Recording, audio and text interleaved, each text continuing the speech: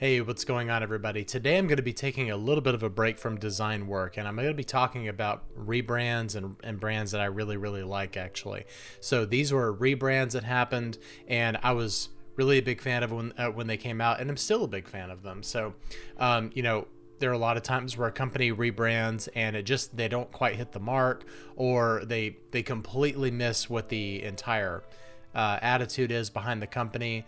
And but there are times when they really get it right, and this is one of those videos I'd like to make. I'd also like to make one where they get it wrong. So if you'd like to see that, then just let me know. But it is in the plans. So the first one that I want to talk about is, and this is I believe it's the newest one that's on my list here, and this isn't really like a top 5 or a top 10 or anything like that. These are just ones that I found and just kind of want to put them together, so they're in no particular order. The first one here that I want to talk about is Baskin Robbins, and like I said, this one is the newest one.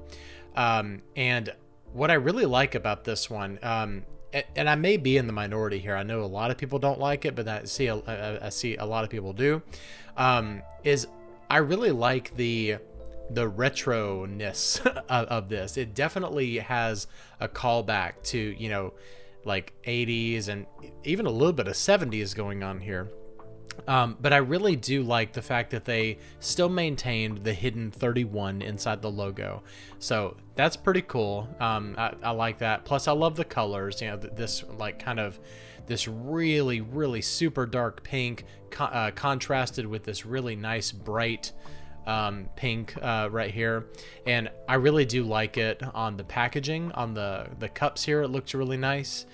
And if you want to scroll down a little bit further here, they've got they've got a few more mock-ups here, and I really like it up against this blue background, and I like the inclusion of that blue stripe right there. So overall, I really like this a lot. So their previous logo, which is right here, still had the hidden 31 in there, but for some reason, especially considering what they came from, going to this particular one, it was such a big jump and such a huge jump away from what the original actually was, that I feel like this is getting a little bit closer to actually fitting the brand. So, and I really like these hats right here. This hat is super cool. I like it on that dark gray right there. So, again, not the greatest rebrand in the history of the world, but, considering how rebrands have been going over the past 10 years, I would say, this is definitely one of my favorites. I really like it, and I feel personally like they knocked it out of the park. I love this scrunchie right here is awesome. This hat is really awesome. I mean, shoot, I would buy that. But I love all of the application that they have here in these mock-ups. It's really cool looking to me. This definitely, it screams ice cream place. So, and I don't know what it is. With me personally, I love Baskin Robbins, and I think the reason why is just because their ice cream tastes, it just tastes the best, in my opinion. Now, my local Baskin Robbins, on the other hand, it would be great if they started actually carrying ice cream. Just about every time I go, they're out of chocolate, and I'm like, how are you out of chocolate ice cream? But I don't know. Okay, so that's Baskin Robbins, and the next one I want to talk about is Burger King. So this is also a recent one, or somewhat recent one, and I love the fact that they went back to their original logo, or at least the one that they had, not their original logo, but the one that they had back in the 80s, 90s, back when I was growing up. And this typography right here is just delicious. It's for lack of a better word. I love everything that they're doing with this. It's very cool. The colors are awesome. The packaging, just the way that they're doing everything. I feel like Burger King really needed this refresh. And whenever I go to Burger King, which isn't that often, but I go maybe a couple of times a year. Sometimes I really am craving a Whopper. I almost said Whopper. I'm really craving a Whopper, and I just love how everything is. Everything is here. That this truly is again, just a grand slam when it comes to rebranding. And I'm pretty sure from what I remember when they announced this rebrand, it got a lot of positive feedback from people. I think there's probably a couple of naysayers that were like, "Hey, well, all they did was go back to their old logo." No, that's not all that they did. They did a whole, sorry, excuse me. They did a whole lot more than that. Look at all this imagery that they brought in. This imagery right here, and just they have their own defined color palette, like their own aesthetic that they've got going on here, and this typography is just, it's just beautiful. So everything down from the actual logo itself to the typography, the colors, the packaging, just this rebrand is just, it's just amazing. It really is amazing, and I love all of these examples of all of this different type of application for the logo and the branding, the typography. Sorry, I keep saying the same things over and over. But just long story short, I love the Burger King rebrand, and I think it's just beautiful. Okay, so the next one we'll talk about is Pizza Hut. Now, I love this headline right here. Pizza Hut resurrects its classic logo because it's awesome. And it's true, actually. And it's funny because I remember when this rebrand happened a little over 2 years ago now. When they brought this back, I actually thought they were going to bring it back temporarily. I thought this was just like maybe a retro week, or like a retro period that they were going to be focusing on and everything. But it has stuck around, and just the fact, I love that typography, and this is something that's really come back in the past few years, is that really 80s type of textbook type of geography, textbook type of typography that's been making its rounds around the internet, and then becoming trendy, and now all these corporations are starting to pick up on it, especially ones that have had it in the past. So I just love everything about this. Like, to me, this is Pizza Hut. This is not Pizza Hut. I don't know what that was all about. It's like, hey, let's take the logo, or at least the symbol part of the logo, and let's make it look like a child just kind of slapped it together and then put it on, this circular type of thing. I get this is supposed to be a pizza. It's supposed to be like an abstract pizza and everything, but when you line these two up next to each other, it really is no contest at all of which one is my favorite. The one on the right. I mean, it could be I'm a little bit biased because the one on the right is what I grew up with, but just from a design perspective, and branding and all of the different things that go into that, I wish I could find like a little bit more of a like a case study, where they actually showed the mock-ups and everything for this, but there's just no competition here. So I'm really glad that they went back to their original logo, and I'm sure they changed a couple of little parts of it here and there and everything, but this, to me, this is Pizza Hut. So I love that they went back to this, and I'm glad that they ditched this. I really hope they never go back, and if they do change the logo, let's make it a long time before we change it again, Pizza Hut, because this is timeless. It's a hut, and this pizza typography right here, whenever I see that, I don't know why, just the typography alone makes me want Pizza Hut. So big kudos to Pizza Hut for recognizing their retro logo and its greatness.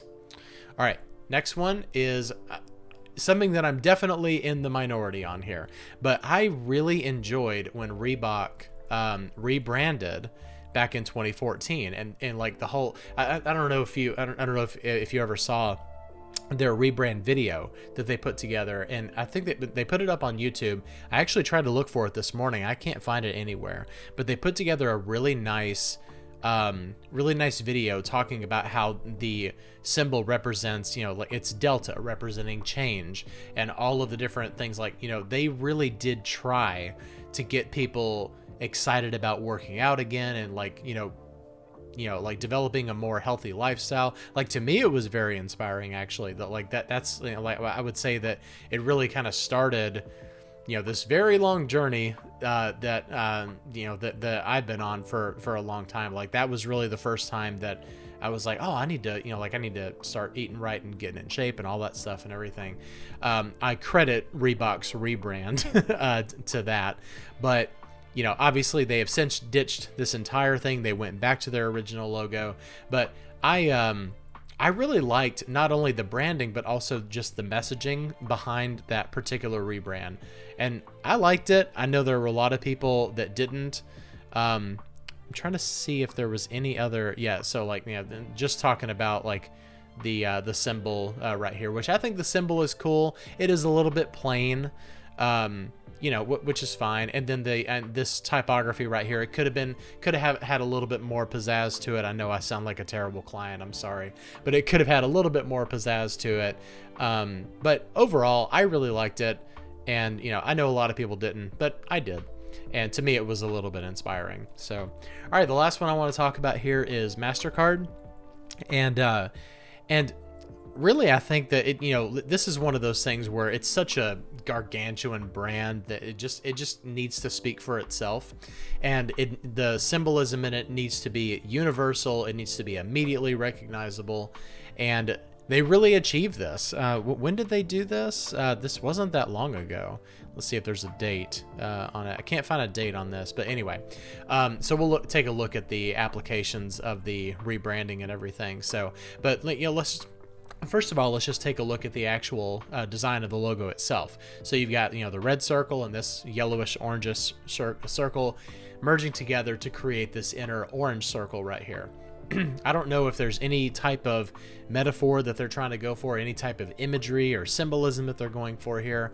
I just know that, you know, Mastercard has always been those two circles, you know, and whatever the history was, like, there, you know, all these always these different types of applications with those two circles.